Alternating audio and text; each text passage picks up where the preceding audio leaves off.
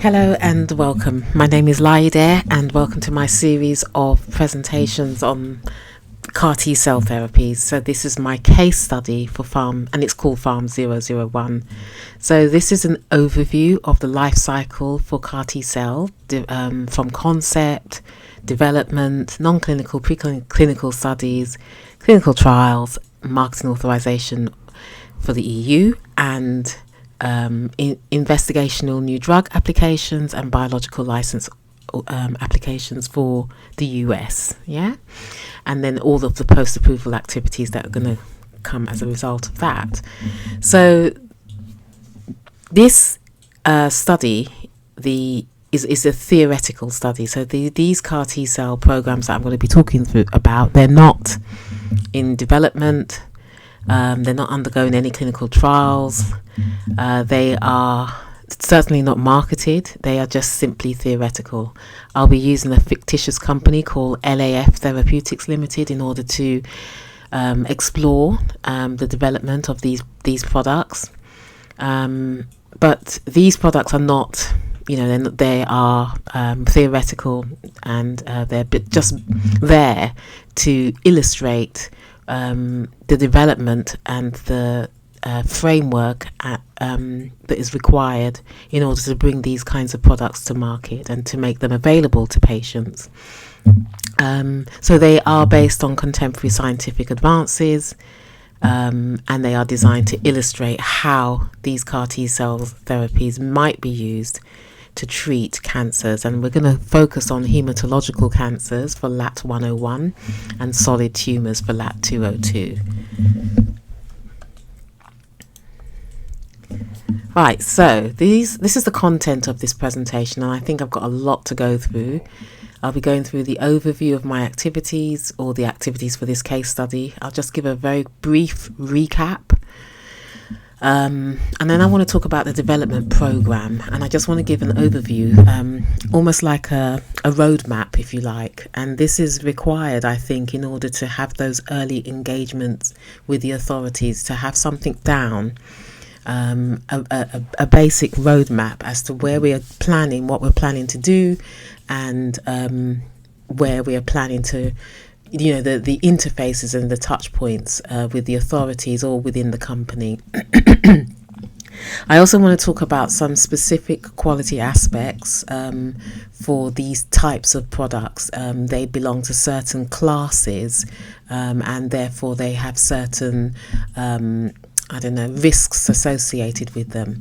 I want to talk about manufacturing process development for both LAT101 and LAT202. For LAT202, we'll be talking about clone selection. That's why I've got that there.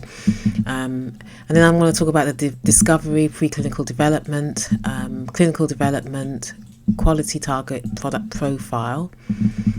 I want to talk about characterization. That's very important for determining and establishing your critical quality attributes.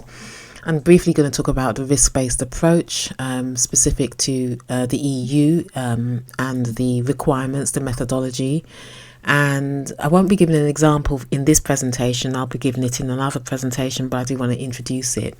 And then I'm going to very briefly introduce the Lifecycle Management Manual, although I won't be talking about that in much detail. Again, that will be in the next presentation. And lastly, I'll just give you my references, so some journals that I've read and the guidelines that I've got some of the information from.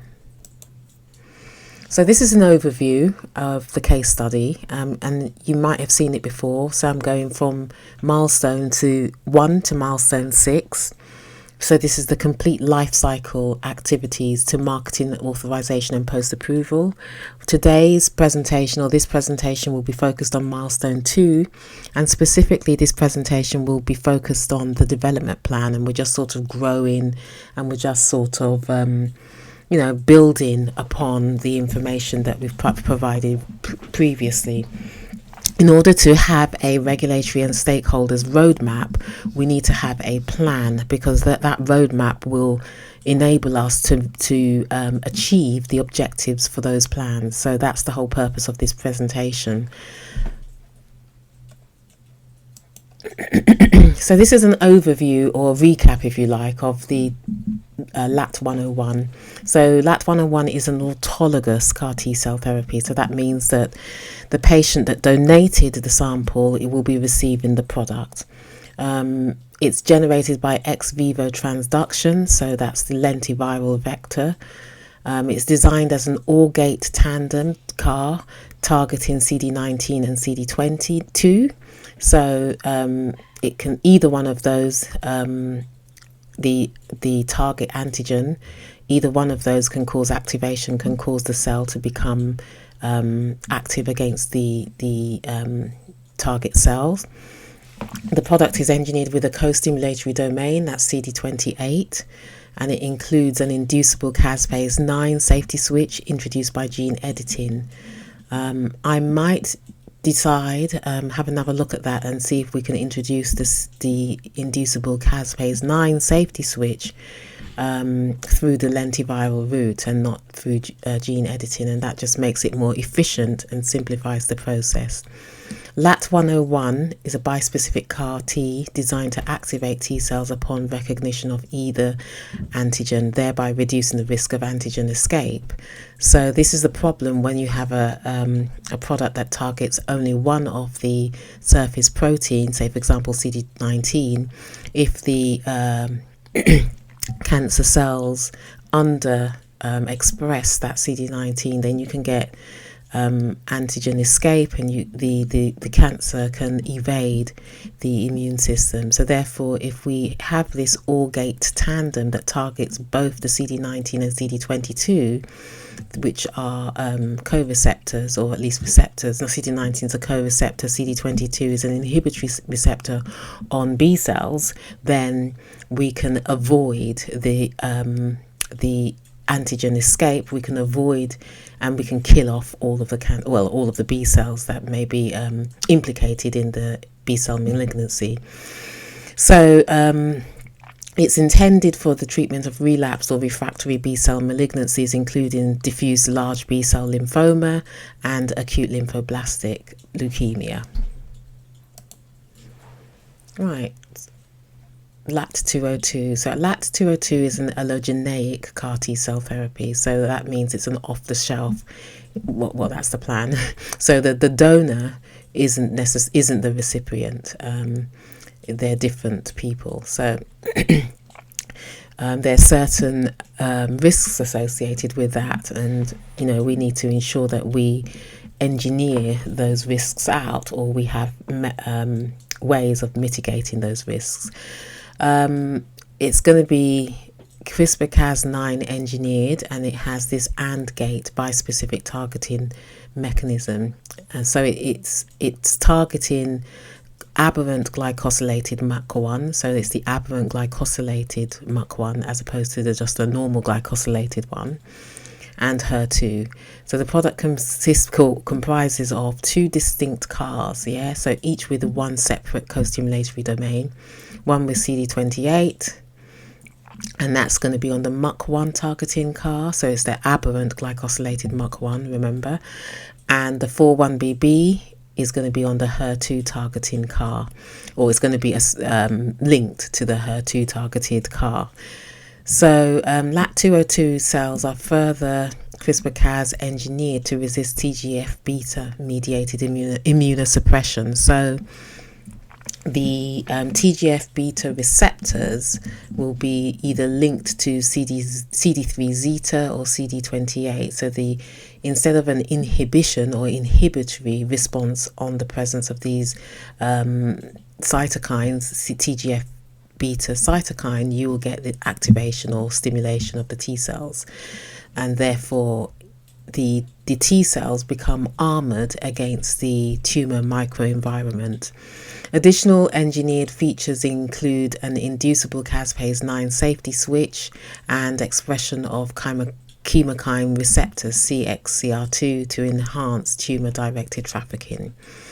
So that's just to give it to make it more effective and targeted towards the tumor and reduce potentially reduce. I think it's been designed the AND gate to become more specific anyway. But the CXCR2 enables the T cells to direct or to track down, if you like, hunt down the tumour, the solid tumours. So LAT202 is intended for the treatment of advanced or metastatic solid tumours co-expressing HER2 and aberrantly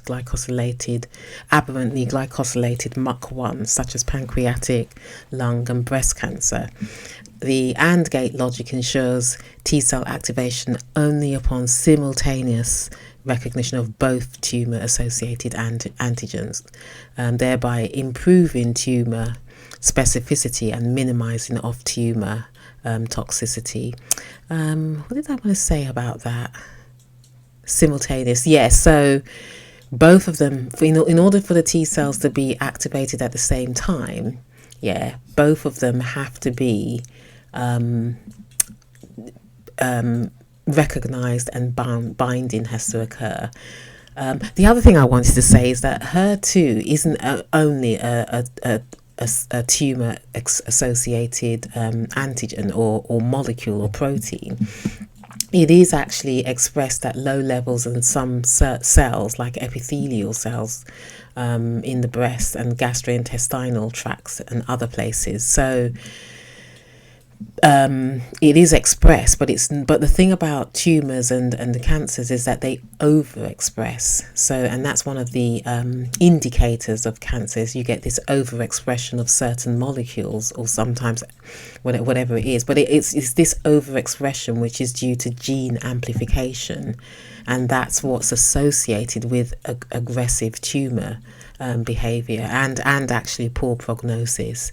So the clinical and therapeutic focus on targeting HER2 overexpressing tumours, as well as this MUC1, this aberrant glycosylated MUC1, that's what sort of distinguishes cancer cells from normal tissues,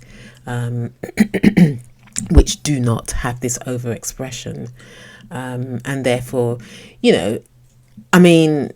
we have built into this product this specificity, but I just wanted to make the point that this overexpression is something that's typical of tumours and cancers, and it's actually a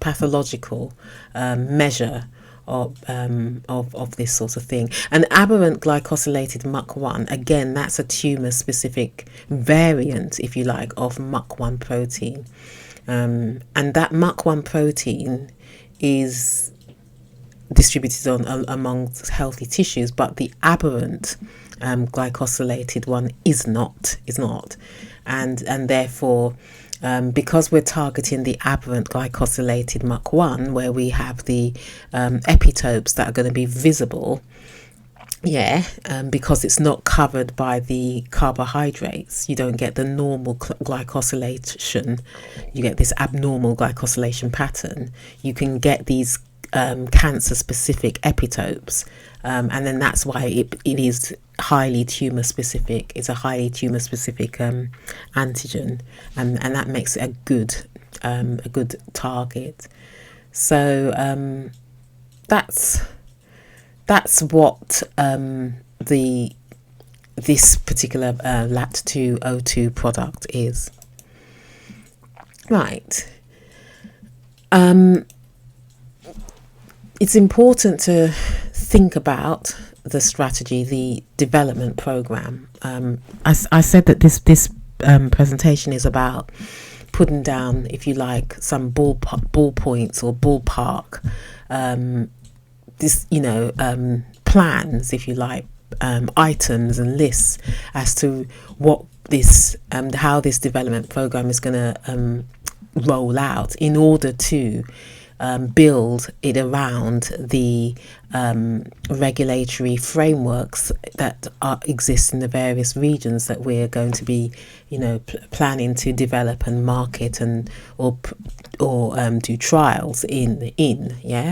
So it's going to be 2 programs from concept in the laboratory, in development, non-clinical, clinical trials, marketing authorization, and beyond. Yeah. But and as I said, yes, I said that this development program should contain milestones and checkpoints for that engagement that you want to have with the regulators, and also for internal discussions to determine whether we're all pulling in the same direction, and if we're all if we're all on board in terms of what we're doing. Yeah. But these are the things that you need to consider with regards to these ballpark considerations. You need to consider the product class specific considerations. So these products, LAT101 and LAT202, they are genome edited. LAT101 is via lentiviral vectors. It's not targeted. It is quite random in its integration, although we do have an understanding as to the integration profile, but it's not the same as a targeted integration or targeted genome editing. So it's nuclease independent. That's the phrase that's used in the FDA guidance document on the considerations for the development of CAR T-cell therapies. So the transgene is integrated into the genome via the lentiviral vector, and as I said, it's mostly random, and that's different from the targeted integration that occurs with the specific genome editing that involves nucleases, which is the CRISPR-Cas9 gene editing tools. And also, autologous products have certain specific requirements in terms of, chain of identity, chain of, what's the other one? Oh, I can't remember it. Chain of identity, CFC, chain of custody, requirements and specific identification testing to ensure that the right patient gets the right product. So there's specific considerations with regards to the product class. Like, for example, LAT202 again is a gene edited product, but this is nuclease dependent. So it's an induced pluripotent stem cell derived cell-based product. Again, that's another class. So because there's certain risks associated with these induced pluripotent stem cells based or derived cell-based products. And it's also a cell-based product derived from genome editing. Yeah, so it belongs to, there are certain, the reason why we have these specific considerations with regard to the product class is because there are certain risks associated with each class that we need to mitigate for. And so that's the things that we need to consider right at the start. Product development in terms of understanding what the product characteristics are, understanding your product. So for example, LAT101, as I said, it is the integration of the transgene is largely random, I would say. So you need to understand the integration profile or the integration pattern, and you might need to do things like integration site analysis in order to understand those integration profile as part of your characterization.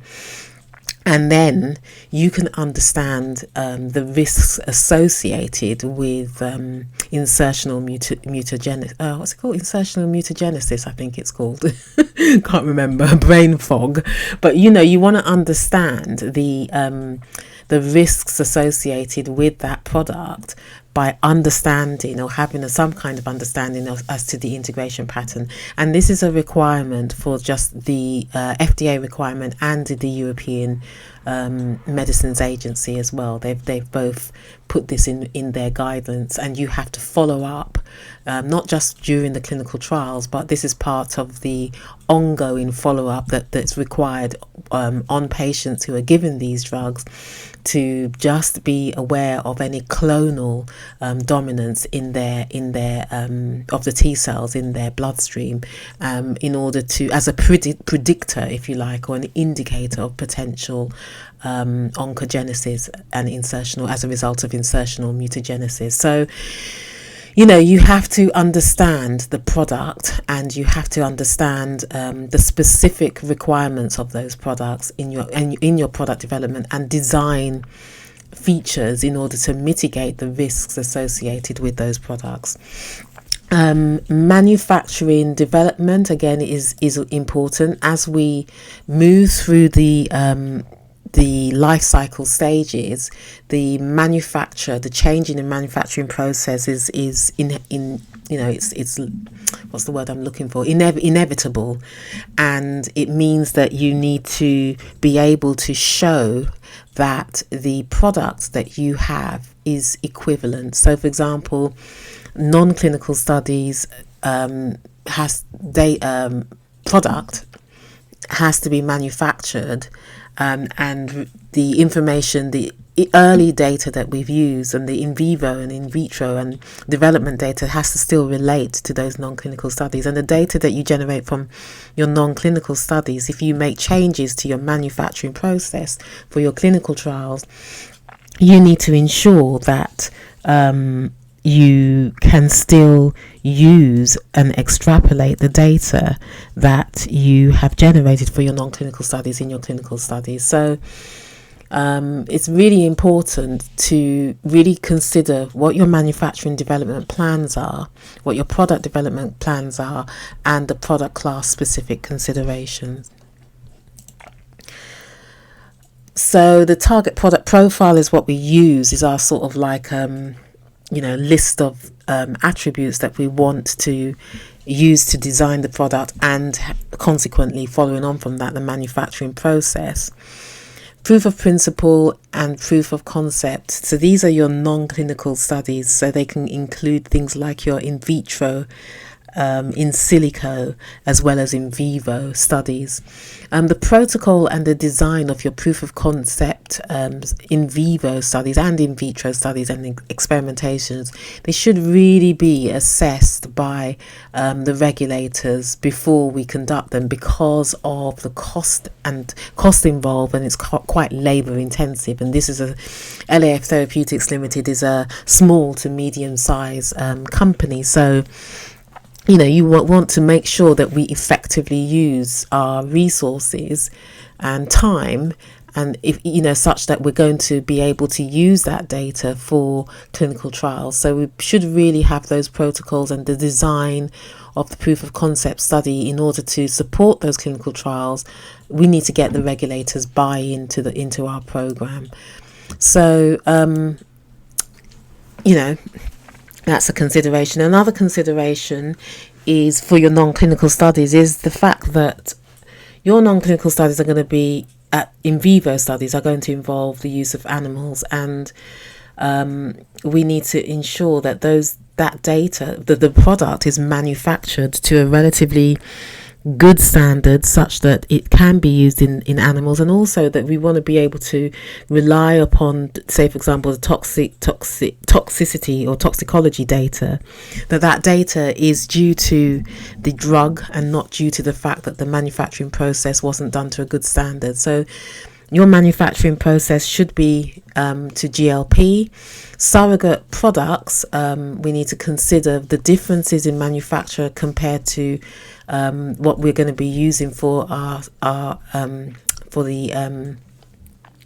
patient, And we also need to consider the justification for using surrogate products, i.e. we want to make it applicable to syngeneic animals, homologous animals, that, you know, so that we can look at immunocompetent animals is what I mean. And therefore, in order to do that, we can't use the products that are designed for human beings because of the immunogenic response. Surrogate animal models, again, these are where we can perform xenografts, and it gives us some indicators with regards to the biological activity. But non-clinical non-clinical studies inherently have certain limitations with them that we need to bear in mind. And we know that that there's only a certain amount of data that we can gain from these studies, but they are important. It is important data with regards to proof of concept, and some limitations with regards to safety and toxicity, but still some data is better than none. And then in the long term, what we want to do is establish cell banks for the manufacture of these products to GMP, and these cell banks need to be highly characterized in line with the guidance. Now, I just want to talk about the quality aspects again. I can't remember what I talked about. I just maybe general considerations. But with regards to quality, quality by design will be our overarching principles and approach with regards to the product and process knowledge and understanding, so that we can, implement a manufacturing process. Remember, the process is the product. We want to implement a manufacturing process with a control strategy that's based around an understanding of the product's critical quality attributes, the safety aspects that will impact on the treatment of the patients. The quality of the product is built into the manufacturing process and not tested into the product. So we want to be able to build in the important understand the important critical quality attributes that impact on the therapy, that impact on the safety, really safety first and then efficacy and therapy. And these critical quality attributes are linked directly or indirectly to the safety and efficacy of this product. The critical quality attributes will enable us to understand the critical process parameters and the in-process control testing. And then the critical quality attributes some of them may be included in the confirmatory tests for batch analysis and release. We need to manufacture to GMP, ATMP, GMP for the EU, and a good understanding of good documentation practice, good laboratory practice, good tissue practice is required for all of these, both of these programs. So we need to really consider building and taking the approach of quality by design throughout the concept, development, and throughout the life cycle of this product. And these products, both LAT 101 and LAT 202, they are biological living drugs. So therefore they have specific characteristics associated with them, and a different approach with regards to development documentation that's required to approve the use in humans. So basically, the sort of testing that we do, because they're living drugs, they don't behave in an ideal linear way that perhaps you could apply to conventional medicines. So for example, they will recognize and bind to the target, and then they will do different things. They will become activated. This activation causes the release of cytokines. So it's not like a protein interfacing or interfering with or binding with and preventing a series of pathways. It's an activation that's occurring. The activated T cells will then expand, proliferate, release cytokine, and then kill the tumor cells or the cancer cells. So these drugs, they differentiate in vivo. They're not, they're living drugs, and they persist. They continue to be persist hopefully for several years, and therefore can continually kill off cancer if and when those cancers occur. So it's not the same, even though you have the same scientific approach in terms of the structure of the dossier. So the chemistry, manufacturing and controls is going to be the same structure, if you like. The extent of information is far more comprehensive, because these are not simple molecules, small, they're huge in comparison to small conventional medicine, small molecules. And because of their huge size, if you like, and heterogeneity and complexity, the extent of information that we give is far more or that we need to provide is far more comprehensive. This is the normal flow of things, your design and development through to non-clinical studies, clinical trials, MAA, BLA, and then post-approval. Clinical, I should have put there investigational new drug applications, sorry, because that's the US. But this is the normal route, if you like, of the life cycle stage. But what I'm talking about, and the things that we need to consider, is we need to consider things like the characterization of the expression construct. We need to characterize the proteins, in this case the chimeric antigen receptors. We need to characterize anything that impacts on the biological activity. So for example, the cytokine release, we need to characterize the suicide switches in terms of the expression construct for those, and in terms of the fact that it does actually work in vivo as part of our non-clinical studies. And any other synthetic genes and proteins that are present. So in this case, in the case of LAT202, that would be the transforming growth factor beta, the TGF beta receptor. That the expression construct for that has to be provided, and we need to provide information on the proteins. So we need to have specific analytical methods that can identify these expression construct and the protein, and anything that impacts on the biological activity. So there's a lot more information that we need to provide. And then we have these cell banks, because this is the way that we're looking towards working. We want to have that common source of cells, initial cells, as your starting material, your cell substrate. And these cell substrates will be used in the master cell bank and the working cell bank for both LAT101 and LAT202, and they need to be highly characterized. But the good thing about having these cell banks is you reduce the variability. You try to keep one thing as constant as possible, and that's the initial starting material. And by doing that, you reduce the variability, and you can get this batch to batch consistency, which can be very difficult for these kinds of biological living drugs.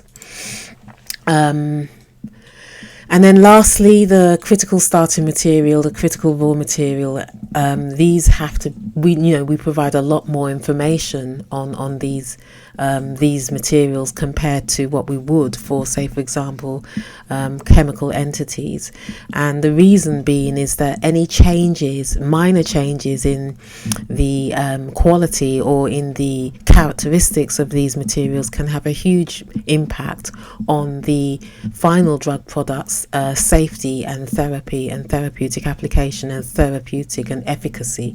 So it's really important to be able to have a lot of control, and have a good control strategy with regards to how you even obtain them. If you're obtaining them from third parties, have good, strong third-party agreements in place to ensure that these products are, specifically raw materials, are of the appropriate quality, and also have good quality systems in place with regards to ensuring that we test these products before we use them.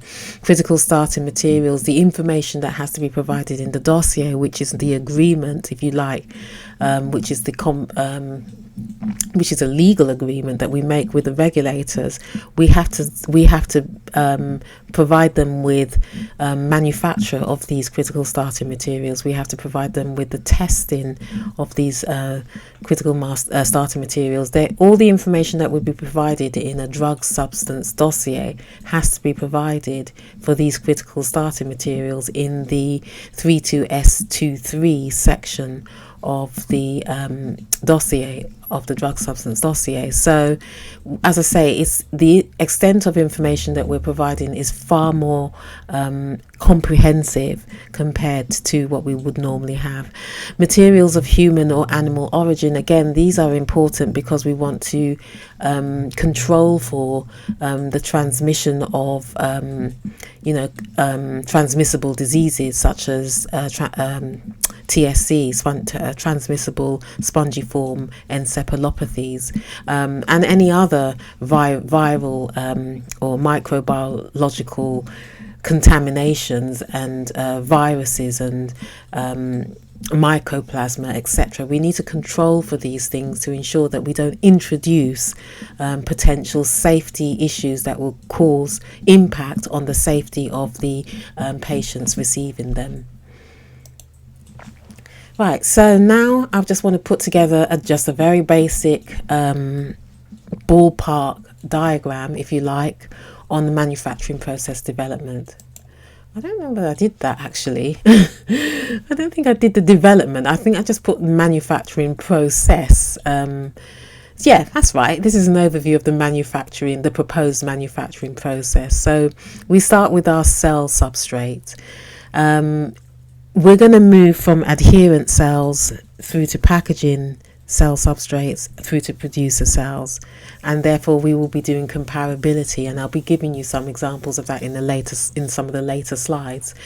For cell substrates, we may even have a platform master file that because certain aspects of that can be what's the word I'm looking for, modulated, in order you can have a modular information, and you can utilize those technologies for other products.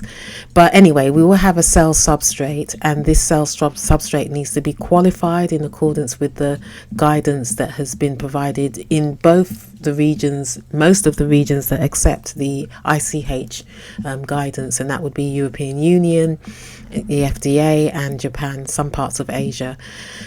And then we have the lentiviral production. So we need to produce the capsids that contain the transgene, and then we would harvest these capsids, and then we would test them, release them according to specifications, and then we would use them to transduce the initial cellular starting material that has been obtained through leukapheresis.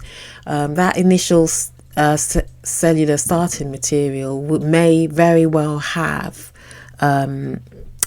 certain limits, standard specifications to be applied, because we want to ensure that we get batch to batch consistency. We don't want to put a patient on the lymphodepletion route, and then we find that we can't give them the drug because we haven't got the right quality drug. So we need to maybe consider the quality of the starting material and put some specifications around that. And this is something that has been recommended by the FDA in their guidance document on the considerations for the development of CAR T cell therapies. And then raw material, I think I've already talked about that with regards to reducing contamination of adventitious agents. Drug substance specification. So the lentiviral vectors are crucial. You want to make sure that they are high quality, because they will be what's required to produce this activity of the to give the final CAR T cell products not the activity, but the characteristics and the qualities, the therapeutic qualities that we want and we require. So the drug substance specification, what I mean by that, I don't just mean the final drug substance specification that has to be applied before we release it, but I also include in that the in-process controls. I also include in that the raw material testing, all of the things that the control strategy, I guess, would have been a better thing to put there, but all of the things that are required to ensure to assure the quality of the final CAR T-cell drug product. So this is kind of like an overview of the proposed manufacturing process, and this is based upon standard practice of what we do for these kinds of products. So this is just the product life cycle. So we should all be familiar with this. I think I've given enough explanation about this. But what I really want to talk about is the development, the manufacturing process development, and the approach, which is to start with the end in mind. So in development, what we will be doing is doing the proof of principle. So we have small samples. We're not going to be manufacturing large amounts of the viral vectors, because we just need to check and we need to test to see whether or not it works. So in the laboratory, we probably will be using adherent cells to manufacture the lentiviral vectors, and it will be manufacturing on a smaller lab scale batches for the in vitro analysis, looking at the proof of principle, and therefore, comparability studies need to take into consideration a number of facts. But when we go into non-clinical studies, we do need to manufacture to a certain standard, and so our manufacturing process will be much more tied down. I think we would have established that manufacturing process. We would have done some characterization. The manufacturing process that's required to conduct your clinical trials has to be similar to, has to be the product has to be similar to what the product we're intending to use in our clinical trials. Now, for non-clinical studies, I did talk about having surrogate products, and if that can mean that you will be manufacturing different products for your animal studies. So, for example, the CAR gene might be different. The T cells that are transduced will be, maybe, for example, mouse T cells will be transduced with a mouse CAR of lentivirals containing the chimeric antigen receptor construct that are specific to mouse, say. But where there are differences, say for example in the binding site, antigen binding site, will be different. We need to be able to compare and contrast, and to ensure that even though there are differences, we can still extrapolate the data for our clinical trials. But in terms of manufacturing, there's going to be differences in your manufacturing, maybe even in your manufacturing process, in order to do that. But those differences should be solely related to the fact that you're making this species-specific product in order to, ensure that you are able to use this product in immunocompetent animals. So, but the manufacturing process still has to be similar to what we're planning in the clinical trials as well, and we will be using manufacturing products for human use, or at least for using human engineering batches, in order to show and demonstrate equivalence to what we will be planning to do maybe not be doing engineering batches, we may be doing development batches of some sort, in order to show comparability when we come to do our clinical trials. And for our clinical trials, we will be using this producer cell. So packaging cell lines will involve, so for your non-clinical studies, your packaging cell lines will involve transient transfections. And, your plasmids will contain, you might have a plasmid that contains your CAR gene, a plasmid that contains the regulatory genes, and a plasmid that contains the envelope gene. And you would transfect your packaging cell lines to produce your product. Sorry about that. The television has just gone on. Need to just turn that off. Oh gosh.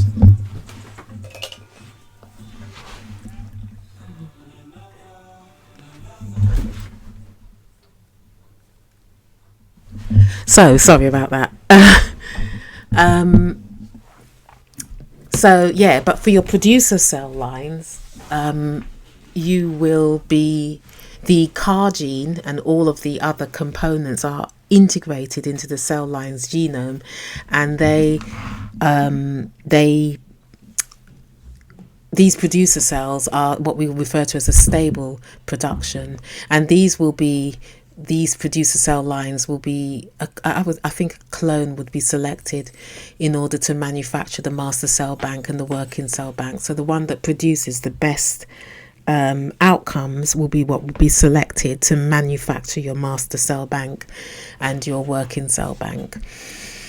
And so you need to be able to show comparability with all of these changes. And the reason why we're making those changes is because we want to reduce the variability in the batches, and the transfection, this transient transfection, is a cause for variability. So we want to limit the potential for that, and that's why we're going to these producer cells for the clinical trials.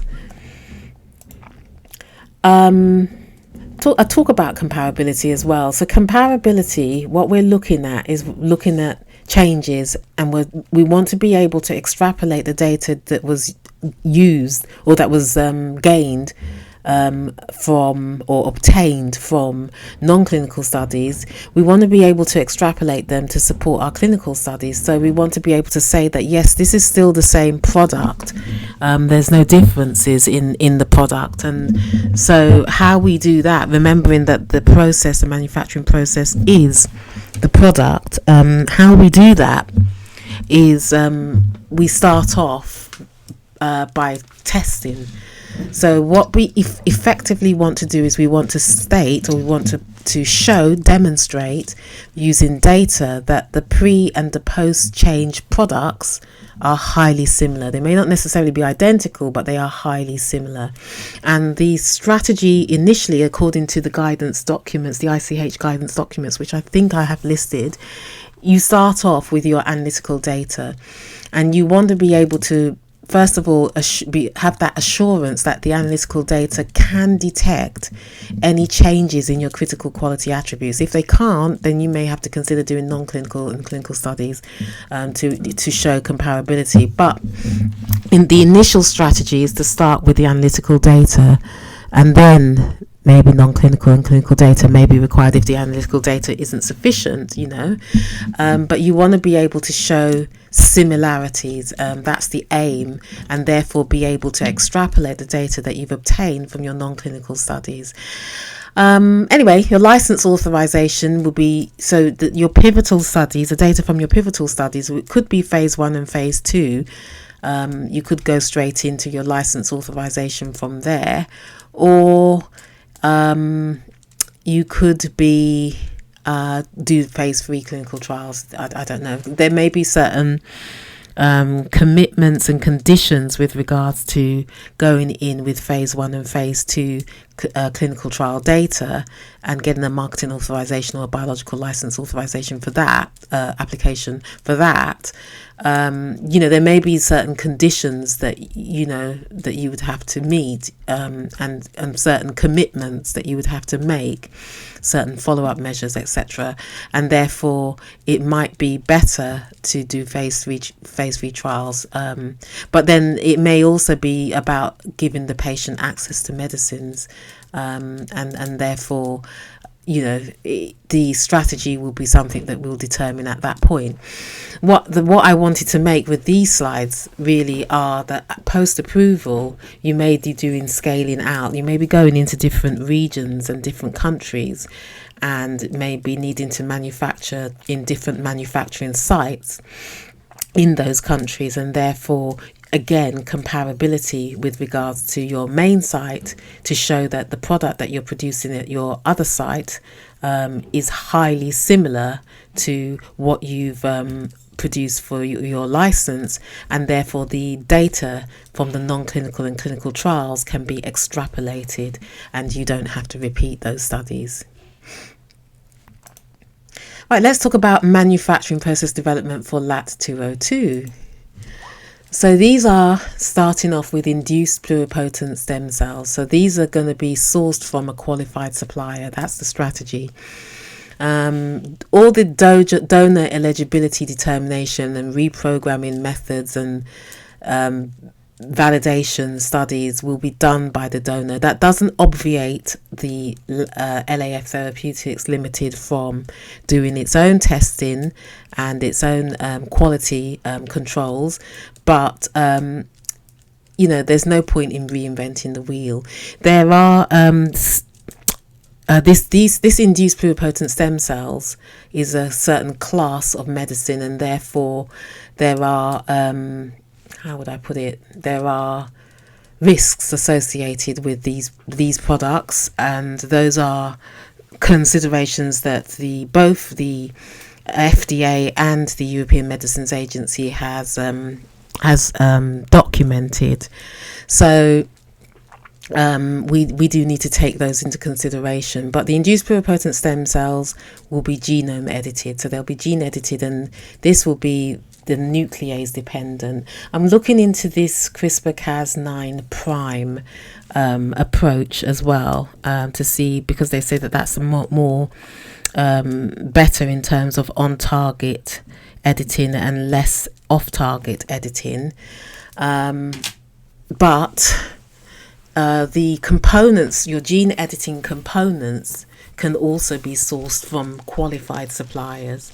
The design of the enzyme that is editing your genome should be designed and have certain characteristics for accuracy, and the manufacture and testing of these starting materials. The same information that's required for drug substance is required for these products. So if we're introducing a DNA donor template, that is also treated as a starting material, and this has to be provided in 32S23, but we need to provide a full information on that. So that would be the manufacturing process, flow charts associated with that, the test in process control strategy, testing, and any components and materials used to manufacture these components. So the same kind of information that would be provided for 32S2, the drug substance, will be required, only integrated into the dossier. So it's not a separate dossier. So I don't know whether I mentioned this for LAT 101. For the viral vectors, that requires a separate 32S drug substance dossier. So genome editing, that's a big thing. It's not a small, there's certain risks associated with that we need to account for, and the regulators talk about this as a certain class certainly within the European Union, the EMA, or a certain class of medicine of advanced therapy medicinal products, and therefore there are certain risks associated with that. So clone selection studies, we want to choose the correct clone that's going to give us the right clonal the right distribution of phenotypes in our final differentiated products. We want to choose the right clone that's going to give us the good quality. We need to characterize our cell banks as per any requirement with regards to cell banking. And differentiation, that's a very tightly controlled manufacturing process. So this is like ballparks. It's not really a lot of detail, but it's just an overview as to what's required. So how does this fit with regards to the development plan? So all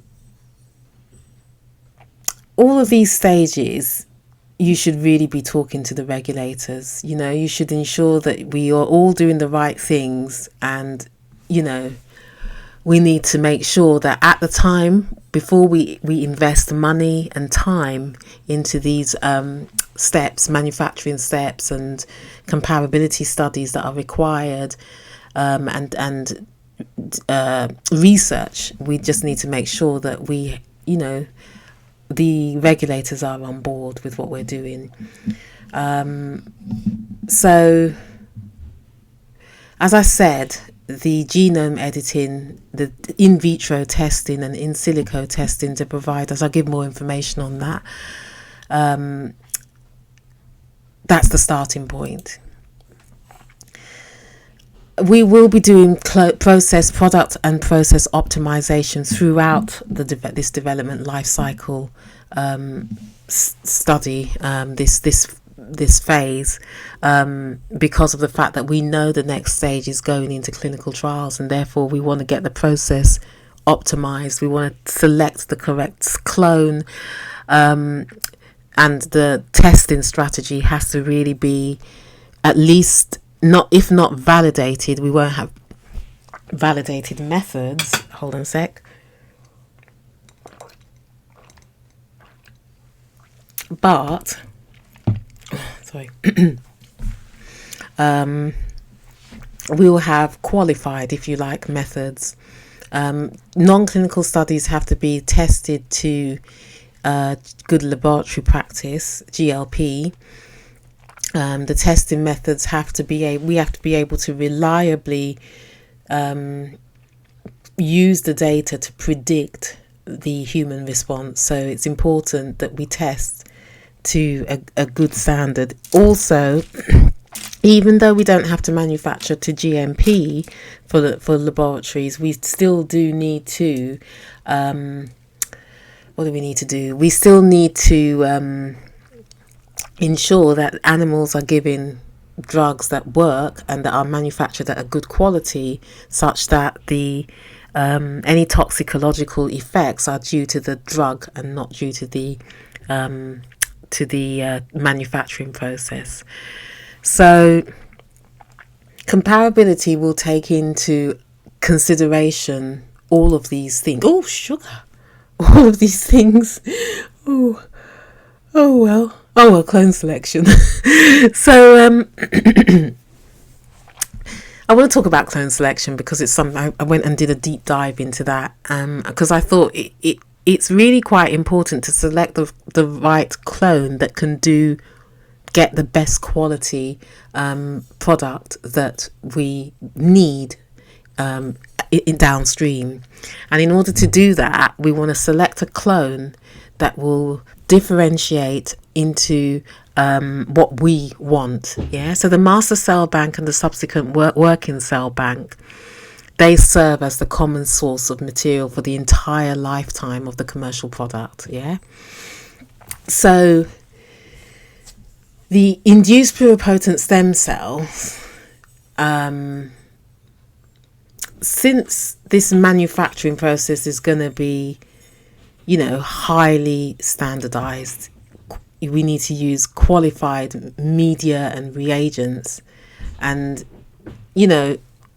it's going to be produced by established suppliers, so it's an off-the-shelf product. So it's not going to have the same issues and constraints with, like, for example, in the case of autologous materials, you have patients, donor, and their poor health. The starting material might be, compromised, not really of the best quality. This isn't the case for the starting materials, you do need to ensure that you meet the relevant regional requirements. So, for example, donor eligibility requirements and determinations in certain countries. So we need to take that into consideration with regard to having an understanding of the history and the sources and the documentation required for that, for the regulators to be able to review and determine the safety of these products. But if we've got good process controls, and if we can minimize variability, but if we can select for quality, then it means that we have a better chance of getting a higher qualified product with, ambitious specifications.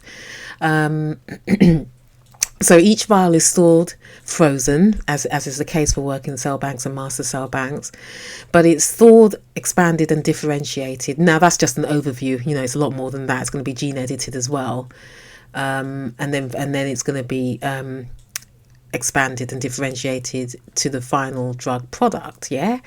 So what we want, where do we have risks in that process? And one of the risks is the post-thaw recovery, the viability as an essential component of the drug product, yield and consistent quality. So by selecting a clone that has those optimal qualities such that it's robust, if you like, and will give higher viability, we've selected and built quality into our process. And what I was saying before when I was talking about patients who have poor health because of the chemotherapy, say, that they generally have cells, a higher proportion of cells, maybe the viability is likely to be something like 70%.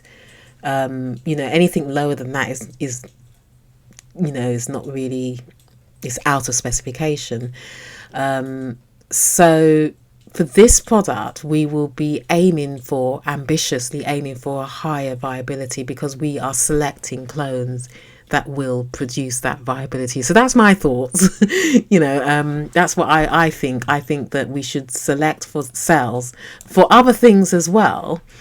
But if we have a well-controlled thaw process and a manufacturing process, but we select the cells that produce this better viability, we should consider, 85% viability or maybe even 90% viability as an optimal and reproducible specification.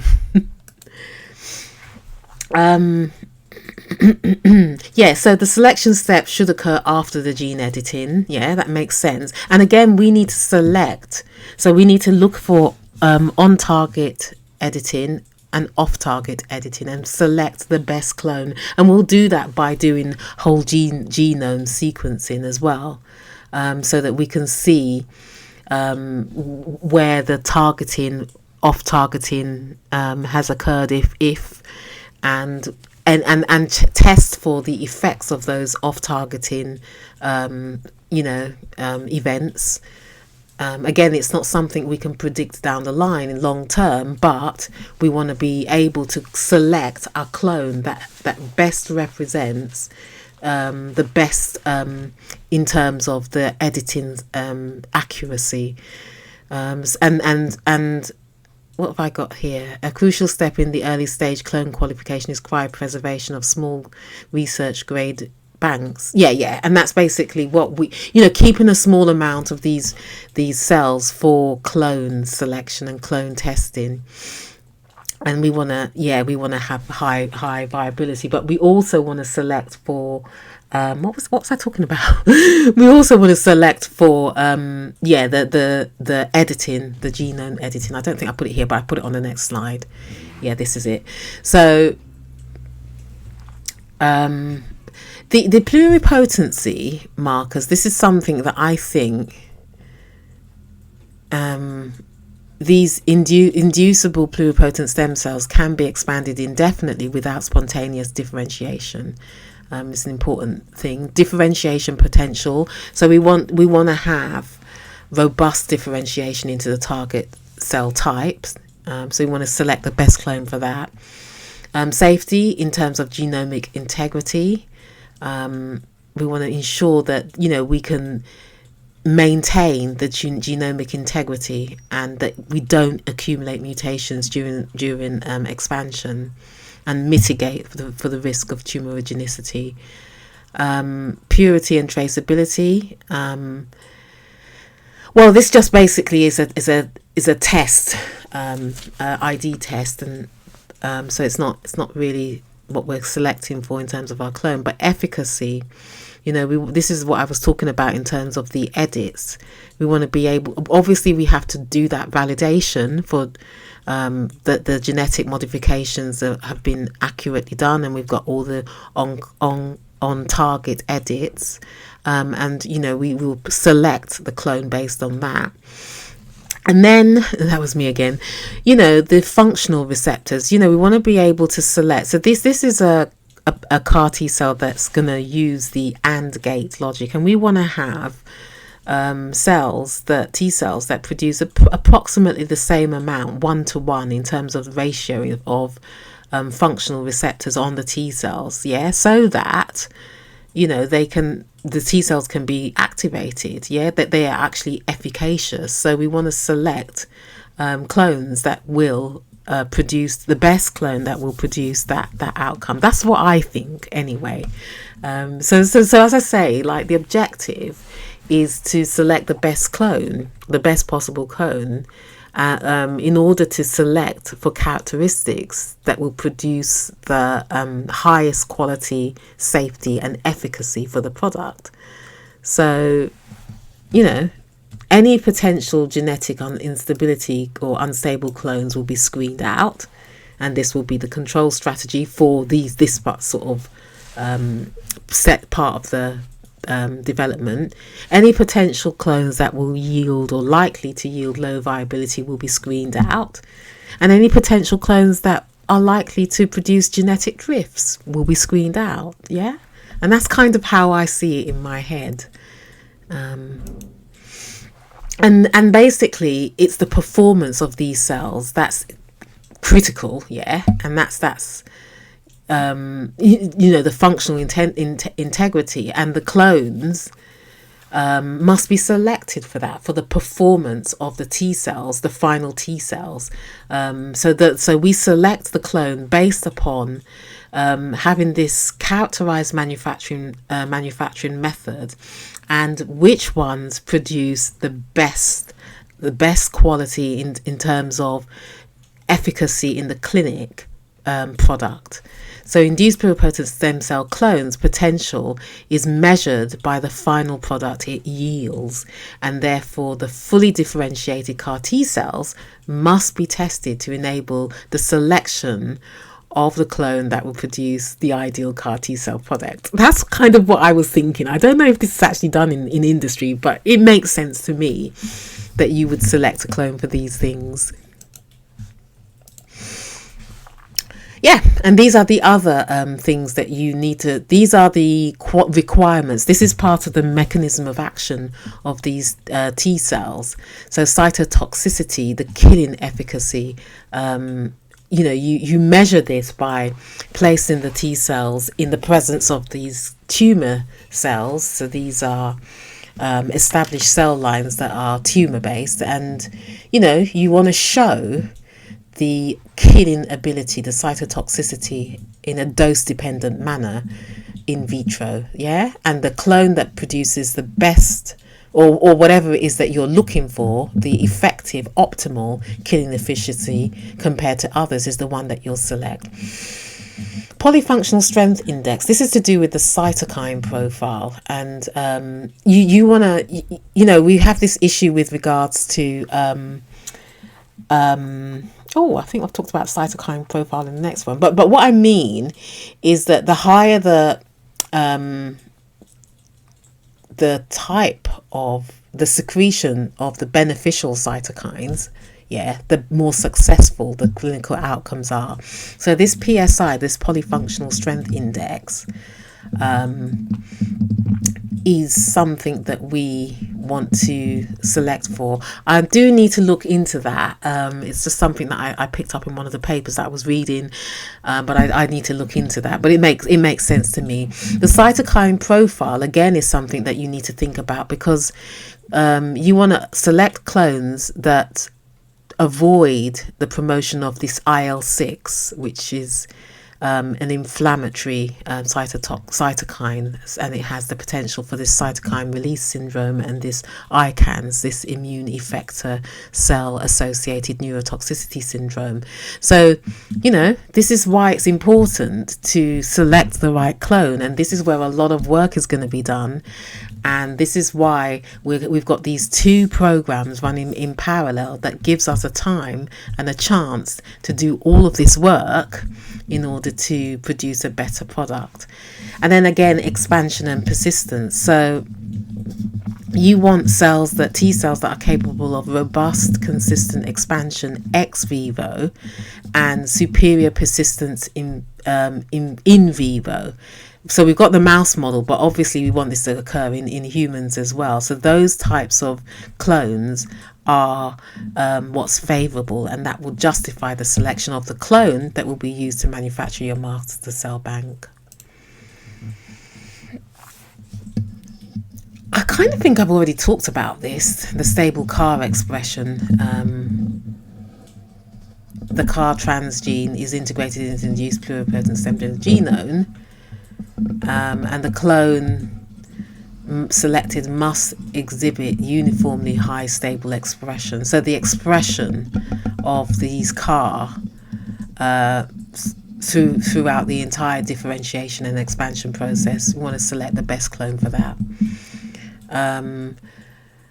Multiplex editing efficiency. Clones must be screened for high knockout efficiency. So certain genes are going to be knocked out, or certain sections of the genome will be knocked out because this is going to be an allogeneic product, and so we want to get that high efficiency for safety reasons. And I think I've talked about this, where both CARs must be expressed on the same T cell at similar surface densities to ensure that the T cell is activated as intended. So that was clone selection.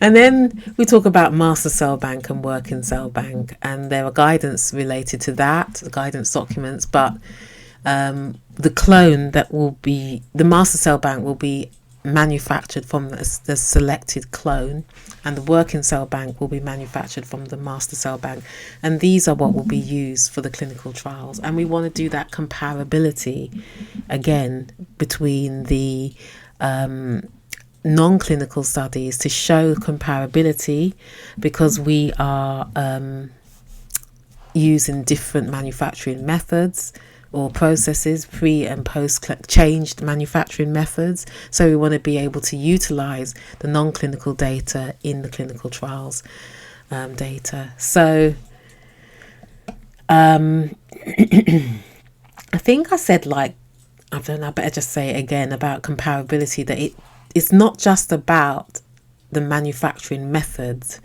It takes into account the stage of development. So later on down the product life cycle stage, the more later you are, if you start introducing changes, the heightened the risk associated with that, and the likelihood is that you will need to be providing a lot more stringent data and a lot more data to justify changes. So the product life cycle stage, the later it is, the higher the risk increases in the later in the phase of the development, and as I said, more data increases as a consequence of that.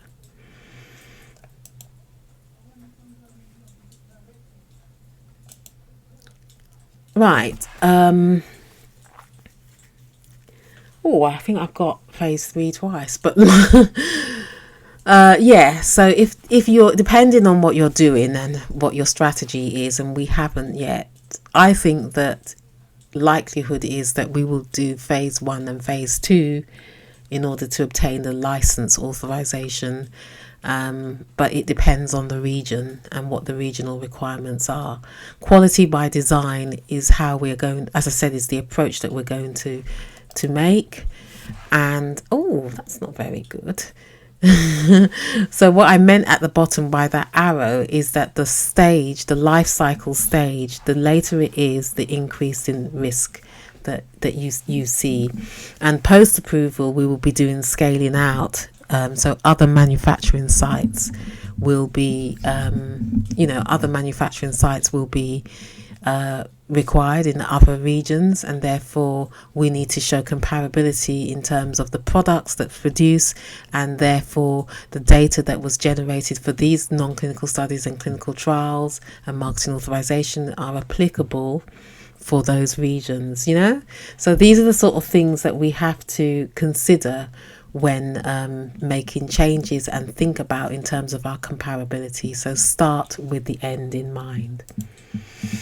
Right, next I want to talk about the discovery and preclinical development. I'm going to talk about product confirmation. So the next few slides, I think it was 3, it started off with 3 and then I divided it up. They're basically about the preclinical development and the sort of things that we're looking for, why we do what we do in terms of proof of principle. So the first thing we're looking at, or one of the things that we're looking at, is site specificity. We want to be able to show that the product that we have designed, it does actually target the target antigen or the target protein or peptide residues that we are going for, and it doesn't go for everything else or anything else. It is specific, highly specific. We want to look at cytotoxicity. We want to show that it expands on, you get cell expansion, you get activation. So you get activation first, and then you get expansion, proliferation, cytokine release, killing, cytotoxicity. The other thing we need to look at is the target expression analysis. So where else is this target expressed?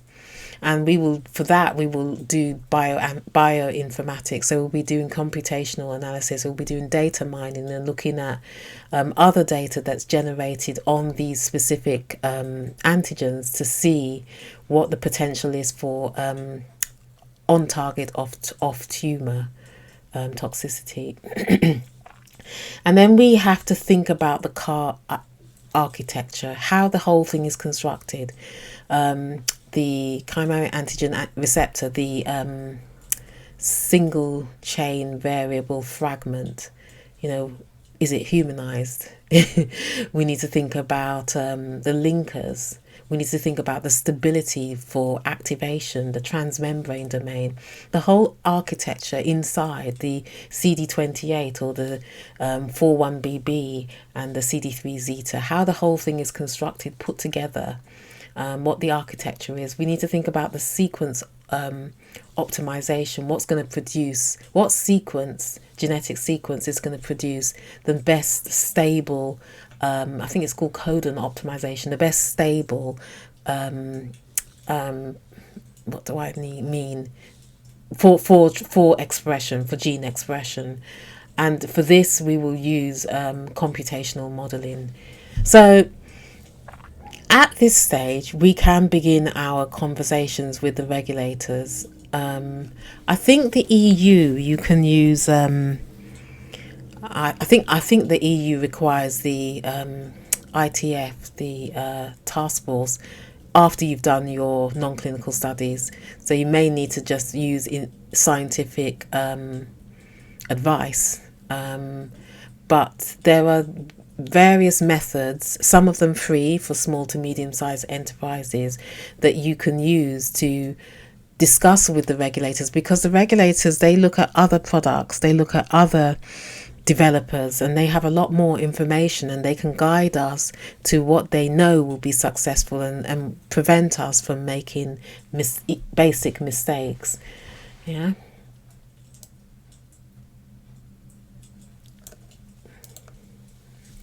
Right, so as I said, confirm specificity and cytotoxicity. So we're going to do in vitro assays to confirm on target, on tumor killing.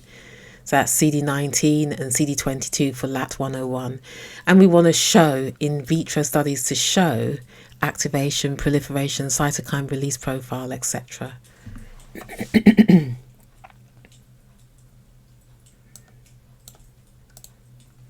This is about like the mechanism of action, to confirm, that this is what actually happens, So, we want to confirm that the mechanism involves the drug actually recognizing and binding to our target molecule or the target antigen. We need to confirm that it doesn't bind to other targets. And we need to note that even if other products or have the same target, the same sort of receptors, if you like, that bind to the same target, same antigen target, we can't assume based upon previous data that it's going to be applicable to us. There are going to be differences in affinity. There are going to be differences in, maybe, for example, they might have humanized their complementary determining regions of the receptors. So we can't make assumptions that because CD19 is used out there, we can apply the technology to our product. We can make assumptions. We can't really do that unless we have access to their information and we can, through scientific rationale, prove that.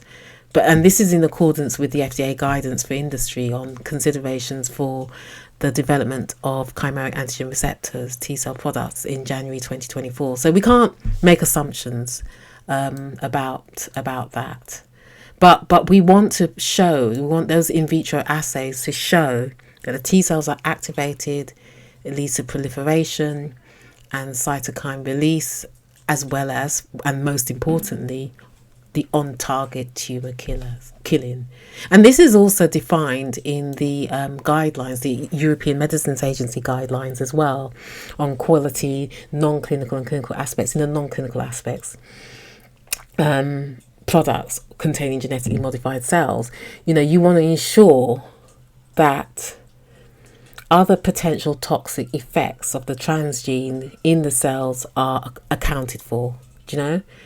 The in vitro evaluation should be carried out on the cells as well, just to show that the cells can still retain their, what they're meant to do. That the introduction of this CAR doesn't negatively or detrimentally affect the function and the functional ability of the T cells.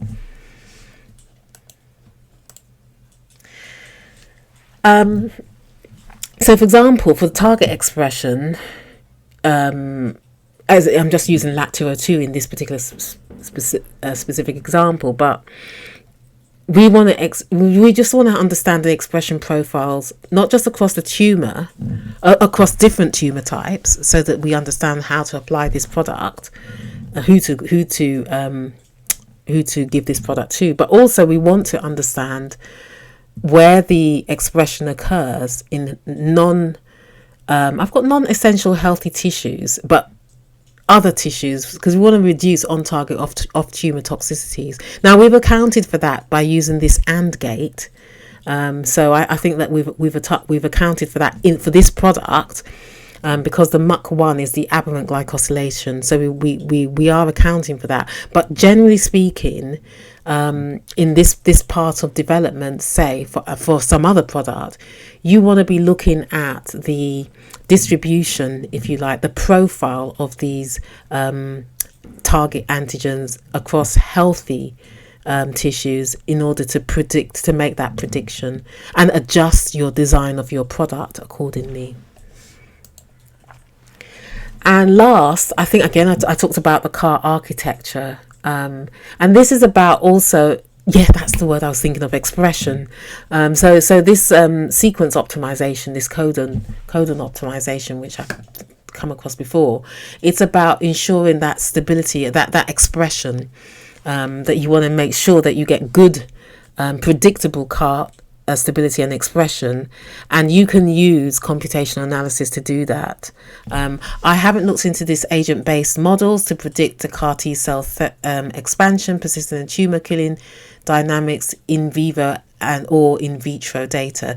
But basically, as I say, these are in silico studies where you can determine the best and use tools based upon input data from real studies to reduce the workload and determine and optimize the best potential CAR structure and CAR architecture.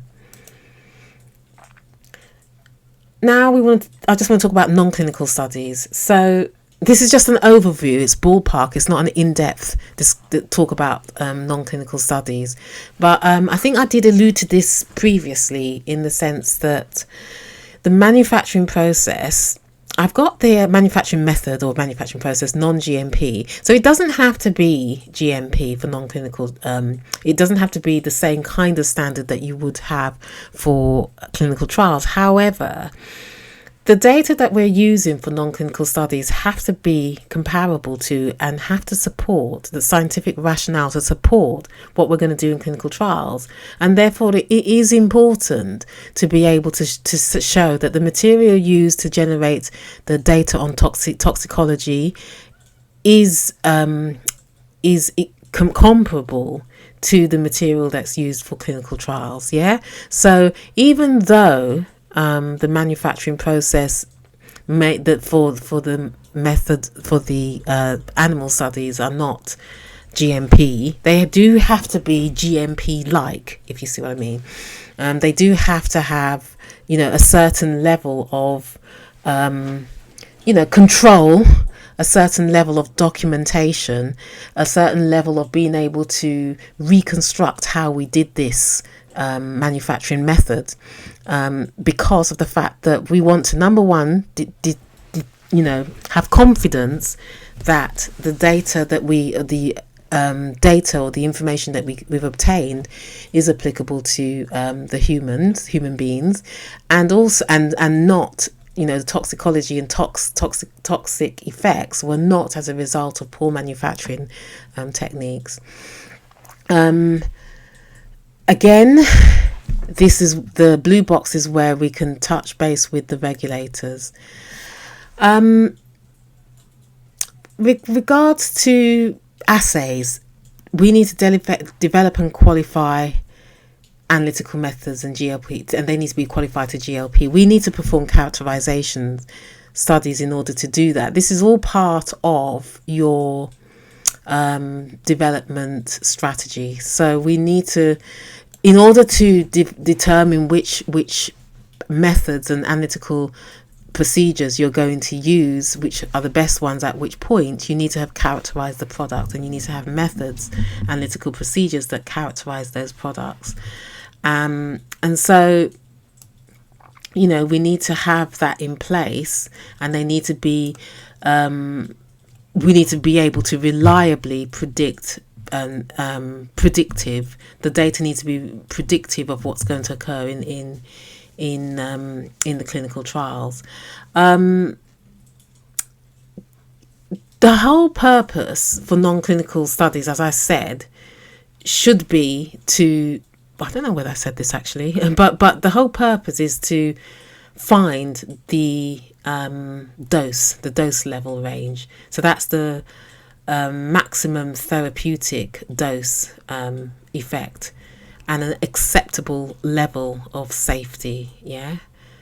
And this is what's recommended for the initial clinical dose level, and then and that's that initial clinical dose.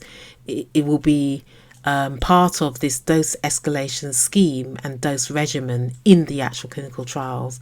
So the purpose is of the non-clinical studies is to establish feasibility in terms of the dose, also in terms of the concept, the proof of concept, the fact that it has a therapeutic effect, the therapy, but also feasibility in terms of the route of administration.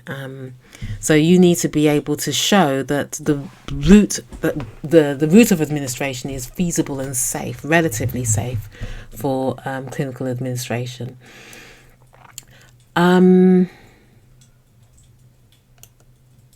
What else?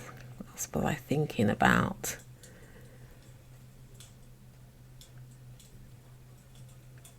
Yeah, I think that's it. Yeah. I think I've talked about GMP enough. But the efficacy studies in whatever animals you select are going to be selected will include the proof of concepts.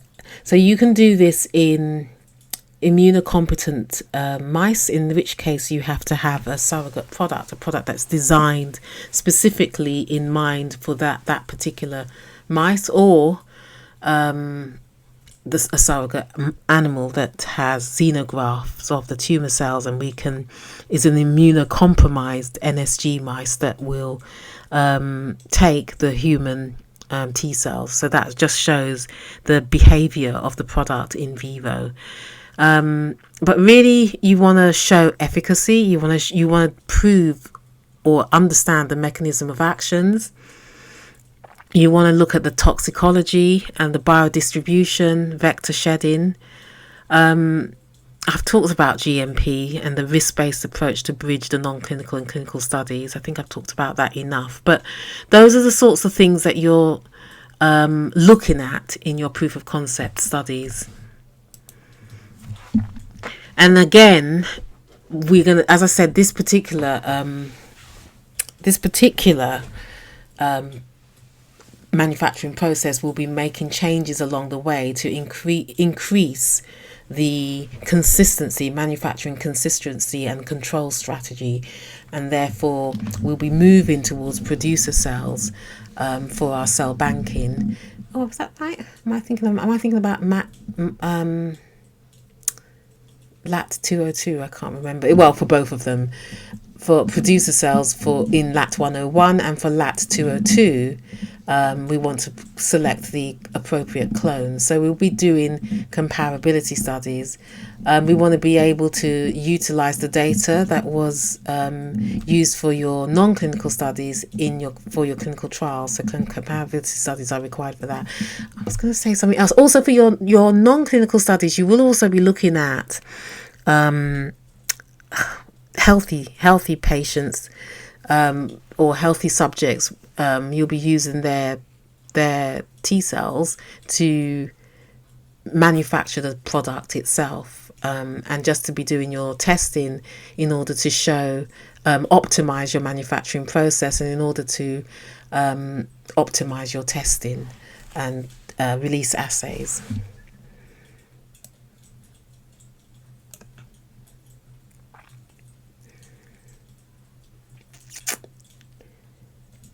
Yeah, biodistribution. In the mouse is a small animal compared to humans, so it's not always possible to make that direct comparison, because you're going to have differences in blood flow rates and organ size ratios, etc. So there's going to be certain risks associated with your non-clinical studies and limitations, and that's why you want to find the right dose to start with, and during your clinical trials, and that's looking at your safety and tolerability in the initial parts, because of the limitations with regards to your non-clinical data. Right, now let's talk about clinical development. Now, it's just going to be a brief overview of this. So you want to determine your recommended phase 2 dose. And this is why I was talking about your dose escalation scheme and, finding out the tolerability and your limits. Toxicity, with regards to toxicity, you want to understand the pharmacokinetic, pharmacodynamics of this product, and you may be looking also, well, you should have honed down your pediatric investigation plans if you are in fact going into children. Depends on the medicine,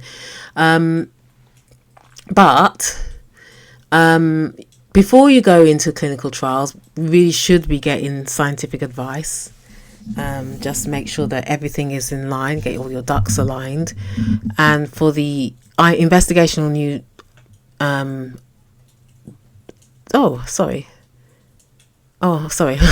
think I was talking about clinical development into marketing authorization. So scientific advice for marketing authorization is part of the process. Yeah. So you'll be looking at the whole of your dossier, not just the clinical part, not just the module 5, the clinical trials that are the pivotal trials that are going to be used for your marketing authorization. So that's a process in itself, and I'll go through that at the appropriate milestone. But prior to doing your submissions, you will do your you will have a scientific advice to go through any gaps, any places where you have deviated from the guidelines. Your risk-based approach methodology is something that you should really be discussing at that stage there.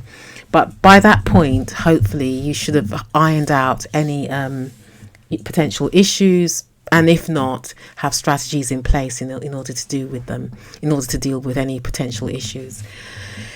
And then you do your marketing authorization application. There are various approaches and various processes and procedures for that in all of the regions, and post-approval phase 4 studies, and that may include post-approval safety studies, variations, renewals and notifications, and scientific advice that's required for those.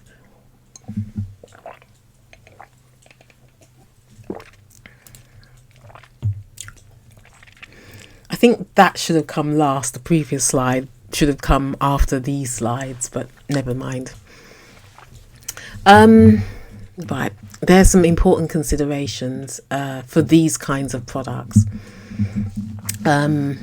Now, this information I got from the guideline document, the EMA guideline document on the quality, non-clinical and clinical aspects of genetically modified cells. And I think it's no point in reinventing the wheel, but it's really quite important consideration. So the complexity of the product is important because it impacts on the risks and your mitigation strategies. These are highly complex biological living entities. They have specific product characteristics and they have specific manufacturing requirements. So there are going to be difficulties in collection and handling of source materials, differences between allogeneic and autologous origins of the cells. So I've talked about the chain of identity, the chain of custody for autologous origin cells. For allogeneic cells, we have to talk about the data required in terms of the sourcing of the cells, the donor eligibility determination, good tissue practice, good manufacturing practice, good distribution practice, a whole host, good documentation practice. A whole host of things have to be considered due to the complexity of the product, due to the product characteristic, how the product behaves in vivo, and potential unforeseen or unforeseen events, future events we need to account for or we need to consider. I talked about the limitation with regards to extrapolation of animal data. So there could be, in some cases, a lack of relevant animal models. The starting dose may not be necessarily equivalent. Biodistributions may be, we may not be able to compare. There may be immunogenicity that we may not have been detected in animal studies. So we need to take into consideration the guidelines with regards to first-in-human trials. We need to think about immune-mediated toxicity, specifically with these types of products, this immune modulatory drugs. on and off target effects and tumorigenicity, particularly for induced pluripotent stem cell derived products. We also need to think about the uncertainty with regard to the frequency and duration and nature of side effects. Persistence is important, but for some other drugs it may be a problem. But with regards to this, persistence is a factor for long-term therapeutic efficacy and potential for immunogenicity or even tumorigenicity long-term. So these are the special considerations that we need to take into, we need to think about. Uncertainty about the effects of immunogenicity on long-term safety and efficacy, as well as uncertainty with regards to repeat dose. Uncertainty about malignant transformation, tumorigenicity, persistence of modified cells, administration procedures. This is something that, there's risks associated with that. The collection procedures and concomitant medication relating to lymphodepletion chemotherapy. These are applicable to these sorts of products. Dose selection. And again, one of the things that we need to consider and have enough data on is the pharmacodynamics, the pharmacokinetics, the clinical efficacy, clinical safety. Follow-up is really important. These drugs require 15 years in the US and 15 years in the EU in terms of the time frames for regular follow-up with regards to check-in for immunogenicity and long-term effects like oncogenesis and pharmacovigilance. I haven't looked into that, but again, pharmacovigilance is required for all marketed products, but specifically for these, we need to consider what we are looking for. Quality target product profile. So for LAT 101, what are the critical quality attributes that we would determine from our characterization studies? So the CAR construct, we have to have characterized that. We need to be able to test for its accuracy, test for its stability.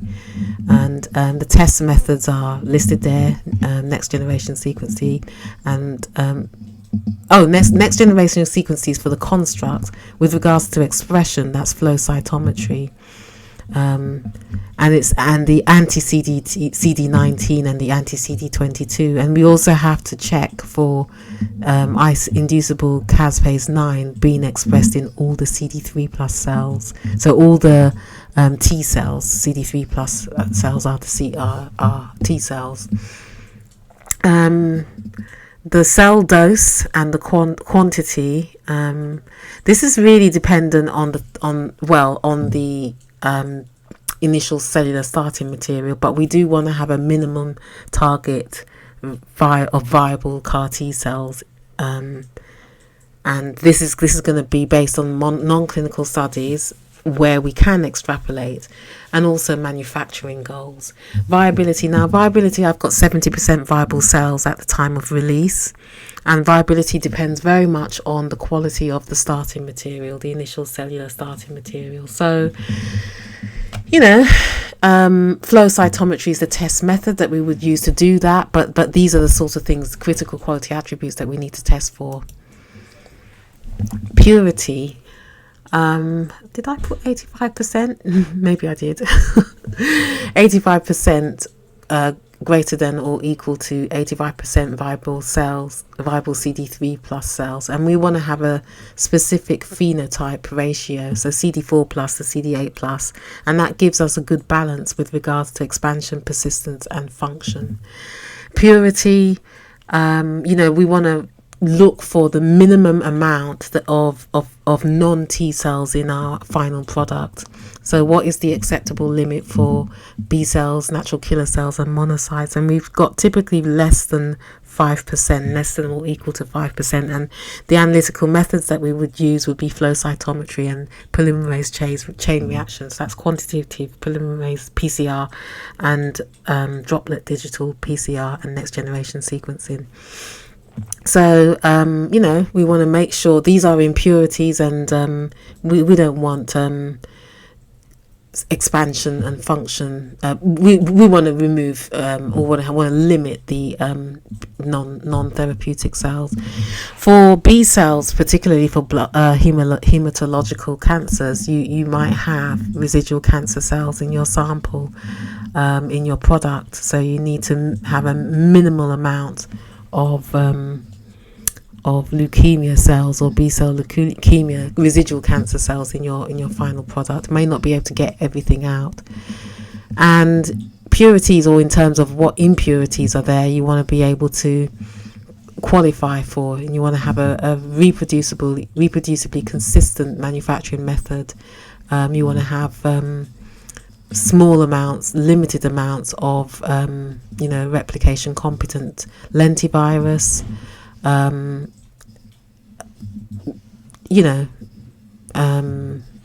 host cell proteins, host cell DNA.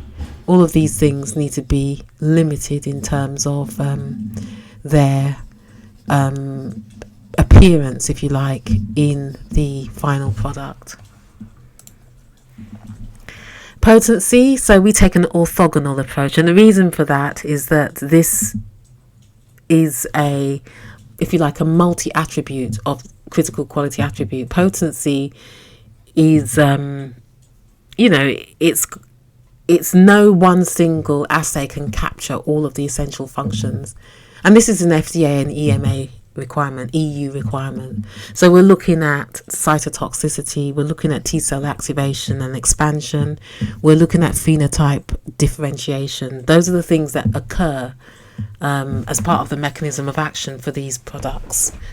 And we have specific methods that look at those things. We also have methods that look at the cytokine, because cytokine is released. I don't think I've got this here, but we also have methods that look at cytokine, but we look at cytotoxicity, the killing ability, and we measure that by exposing the cells with known tumor cells and looking at the cytotoxicity. We look at expansion and activation and expansion. We look at differentiation, so we want to have stem memory cells and central memory cells subsets, because they're associated with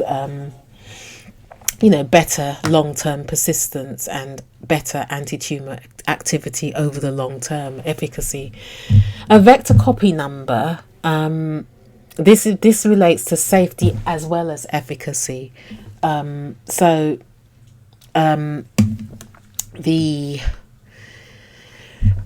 Basically your vector copy number is the number of integrated transgene into your host cell genome, and we want to control that. We don't want too high a number because we have the problem of insertional mutagenesis, but we don't want too low a number because we want to have that good CAR expression. So it's a very important number, and it's where you work out what your multiplicity of infection is and what your therapeutic ability is. Your transduction efficiency is what determines also the vector copy number. They're related. And again, microbial testing, so sterility burden, bioburden, endotoxin and mycoplasma tests. Yeah, as I said, genetic integrity. I think I mixed that up with the previous something on it, but you have to do that according to the guidance. For the transient system, we would be looking at the plasmid that was used to transfect the cells, and we'd also be looking at the genetic integrity after vector harvest. So we're doing twofold. So we just basically want to confirm the exact sequence. And we do this for both the CD19, the CD22, and the inducible caspase 9. So genetic integrity, this is also according to the guidance. We want to also look at genome packaging efficiency, and we can This is about our manufacturing efficiency and our ability to manufacture consistent batches of materials. We would also, I think I talked about vector copy numbers, car expression. So flow cytometry will be looking at the density, if you like, the car expression strength, the antigen binding. I don't know how that is. I might need to look into that, using recombinant CD19 and CD22 protein or anti-idiotype antibodies. And inducible caspase 9 switch, we need to confirm that apoptosis occurs upon the administration of the inducer. Yeah, so we want to make that confirmation. So that's an important safety feature. We need to check that it actually works. So this is about the phenotypes and differentiation. So we want to check that this has occurred. So for example, the CD4 and CD8 percentage or distribution, it is what we want. It's what we expect. The memory phenotypes, the stem cell memory types, and the central memory types, and these flow cytometry using markers for memory subsets is a way that we can it's a way that we can check for differentiation, and it's our characterization process. I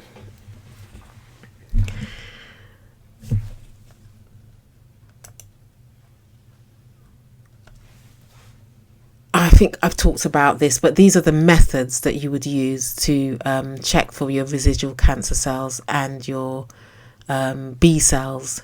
So CD19 and CD22 and CD3 plus cells. CD3 plus are your T cells, not your B cells. I think that's a mistake. But CD19 and CD22 are your B cells. CD3 plus cells are your T cells. So very many apologies, that's a mistake. It shouldn't be B cells, it should be under T cells. We do test for, and we're looking for impurities, yeah? So this would be flow cytometry, a method of doing that. LAT202. So again, we want to look at the CAR expression, so the functional, the proteins, the receptors on the T cells, and we want to quantify that as well. So we use flow cytometry. We also want to look at the purity. Now I've put 90% there, and I've gone quite ambitiously because we want to have good control. This is we've selected a clone that will produce the best quality cells. So I've gone for a high number. I don't know whether or not that's really reasonable, but that's what I've done. I've selected a clone with the high post-thaw viability, and as part of our I've made it a non-negotiable criteria in the process of generating a clinical master cell bank from the induced pluripotent stem cells that have been gene edited. So I think it would be standard industry practice for allogeneic cell therapy derived from induced pluripotent stem cells or other stem cell sources. So in that particular case, that's what I've gone for. And you use flow cytometry as a method for that.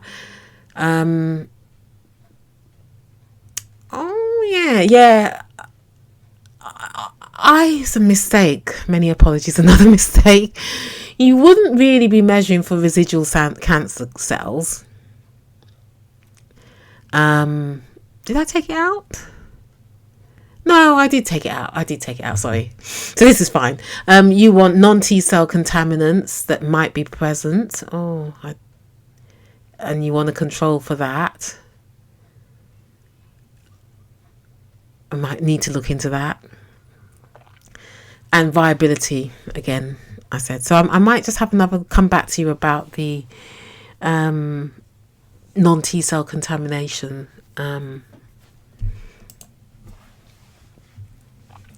CAR gene integrity, it's the same thing.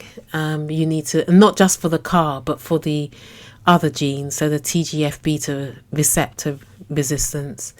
We want to make sure that we can look at the expression construct, so the expression of these cells, and the expression level, the phenotype, the distribution of T cells and its subsets. So we want to check for that. And we also want to check for the CD4 plus and the CD8 plus ratio as well. Bispecific antigen tumor cytotoxicity. So here, what we're doing is we're comparing the activation of the MUC1 plus and HER2 target cells. You know, we're looking at the effector to target ratio, yeah, and so we're comparing to the MUC1 only or the MUC2 or the HER2 plus only. So we're just basically demonstrating the AND gate functionality. So this is a specific lysis, so it's a predefined minimum percentage of MUC1 plus and HER2 plus double positive target cells at a defined effector target ratio. So we want to show that we get that activation as a result of the AND gate. Cytokine production. These are the key cytokines that are responsible for cytotoxicity, and that it occurs upon the AND gate activation.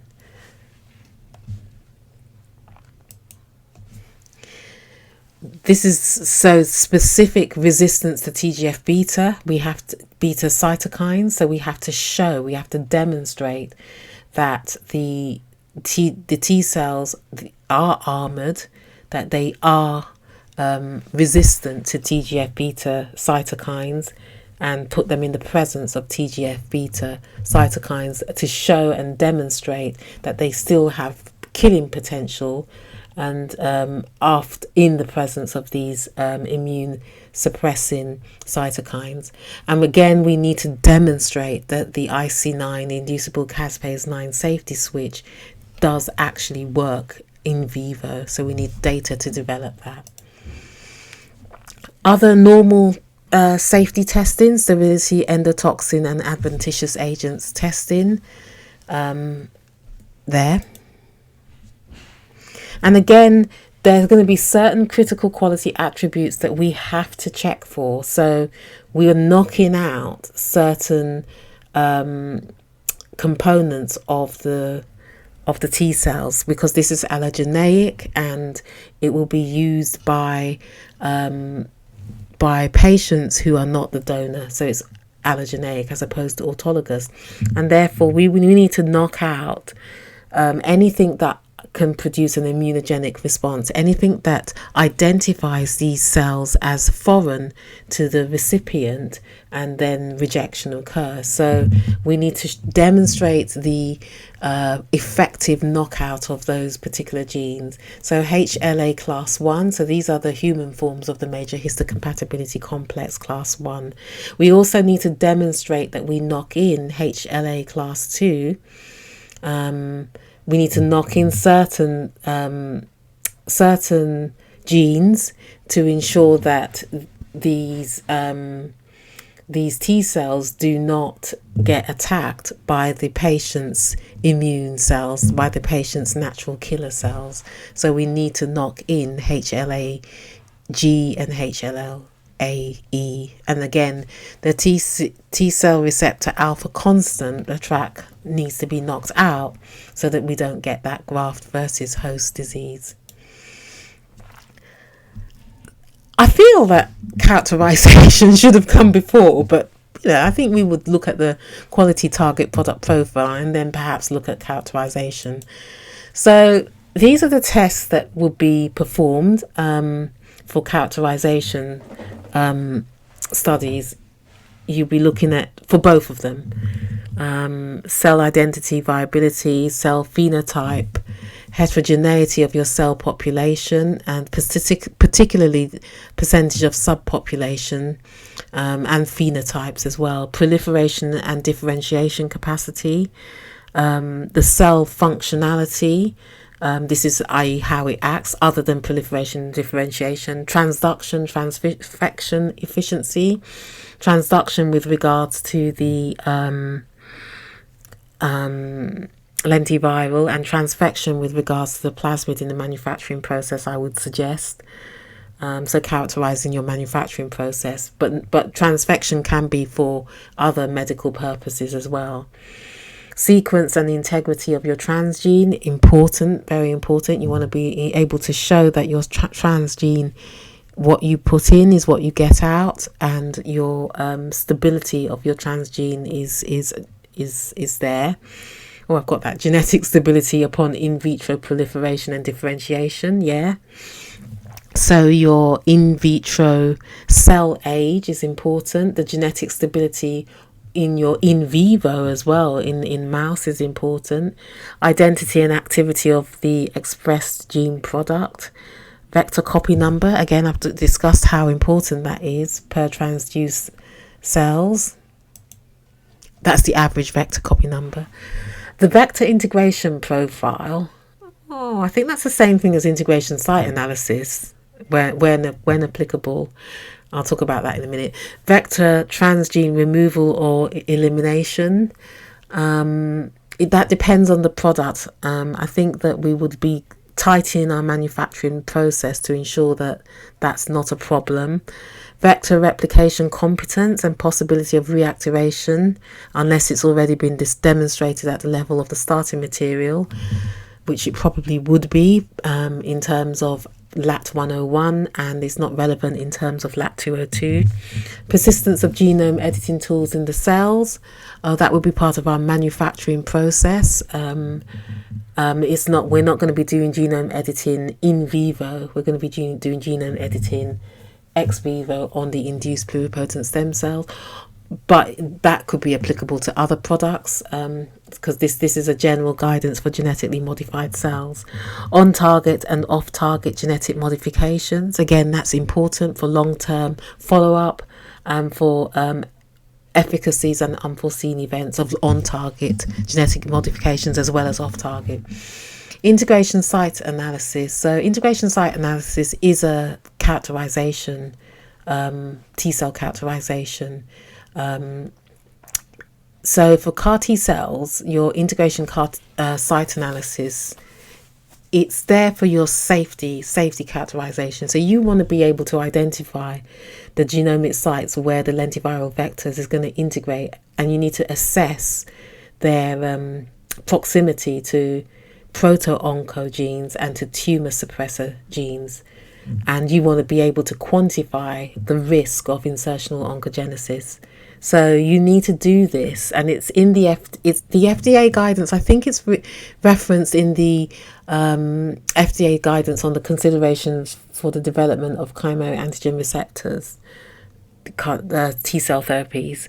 I'm pretty certain they do talk about integration site, and they might not have mentioned it by name, but certainly within the European Medicines Agency, the guideline on the quality of non-clinical and clinical aspects of medicinal products containing genetically modified cells is not in that list on the characterization section, but it is in the guidance with regards to integration site analysis, and it just makes sense. You want to be able to check for the safety. You want to check to see if your viral vector, what's the pattern of integration, what's its profile, and therefore what's its safety and risks, particularly with regards to giving to patients who you're treating with cancer. The other thing you want to be able to do or understand is the product characterization and clonal tracking.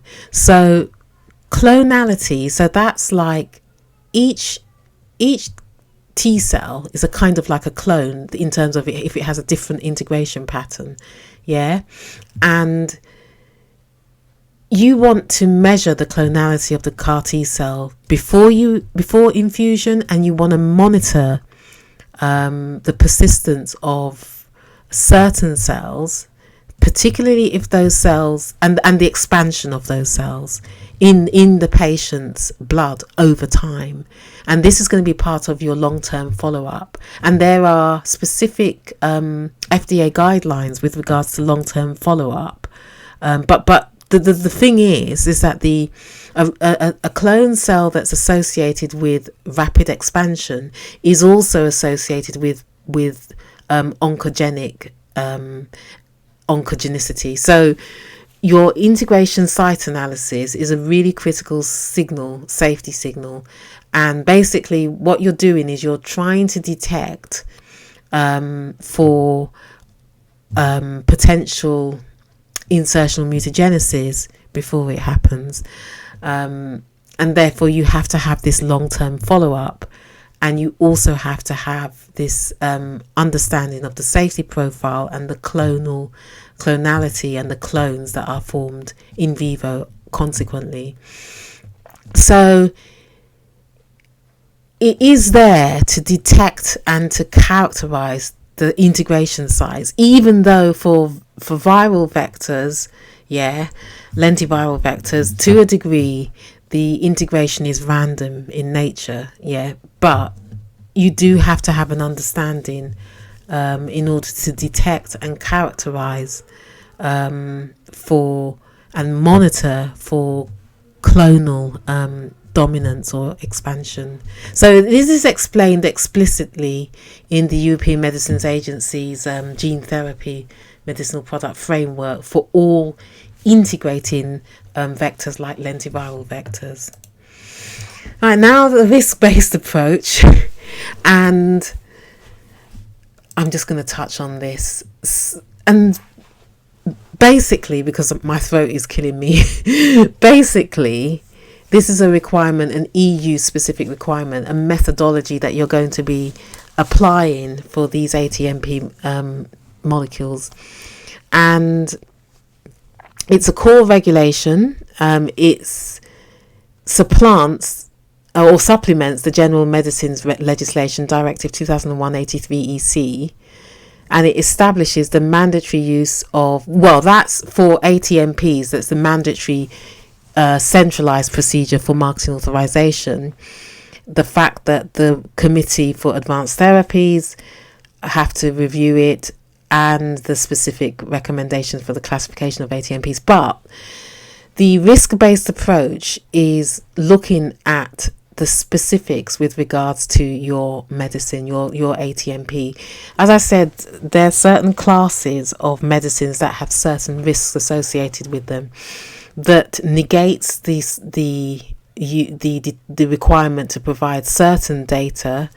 So, for example, absorption, but requires the inclusion of other data that may not necessarily be obvious, if you like, from the structure of the dossier, so but are applicable to the ATMP. So ATMPs are diverse in their modalities, and different products have different risks associated with them. Even these two products, which are CAR T cells, they have different risks because they're different classes of products. Like the induced pluripotent stem cells have specific tumorigenicity risks, specific risks with regard to teratomas. So there are certain risks associated, and we have to take measures to mitigate those risks, but we have to define what those risks are. For example, again with LAT101, lymphodepletion is a very demanding course of action, so we need to ensure that patients have good quality medicines and they're not needing to take other medicines because of the fact that there are issues with manufacturing methods.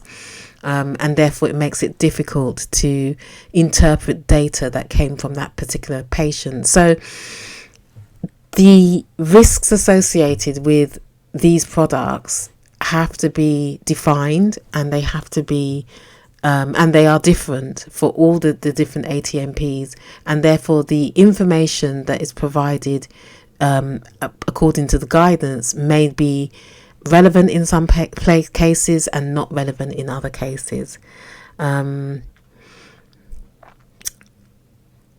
I talk also there. This is an old slide, and many apologies. This old slide I was talking about leveraging data across programs, and if you use data, potentially the risks may be the same, may not be the same. But really, you need to talk about the risks associated with the ATMP, with the specific ATMP, and there is a specific methodology for that, and that is detailed in this guidelines on the risk-based approach to ATMP. Right, this lifecycle management manual, I'm not going to go for it too long, spend too long on it, but I'll talk about it in the next presentation. Originally it was going to be based on milestones, but I've since expanded it, and then basically it's like a dossier that has all the current information relating to the life cycle of the product, where we are, what the decisions are, what the plans are, what the strategies are, where we are. And it's basically to ensure transparency so that everybody is all pulling in the same direction. Provides transparency to all the concerned members of the project, ensures that department and stakeholders are aligned, for all kinds of reasons. So this is the front page, and this is what the sections are going to be looking like. However, I will do another presentation on this because I feel that it warrants another presentation. And my references. So these are the papers that I had to read in order to put together this presentation.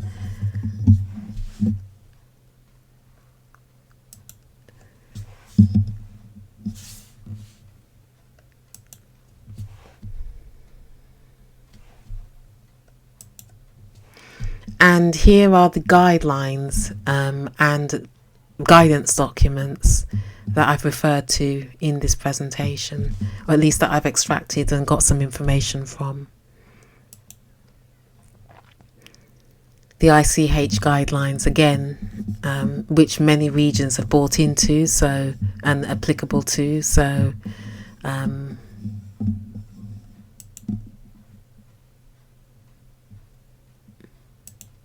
And here are the EU guidelines. I haven't put all the EU guidelines here. Oh dear. But here are the EU guidelines that I've referred to again. Well, thank you so much for sticking with me if you have. I hope you've enjoyed this very long presentation. If you have any questions, please don't hesitate to ask. Thank you so much. Bye-bye.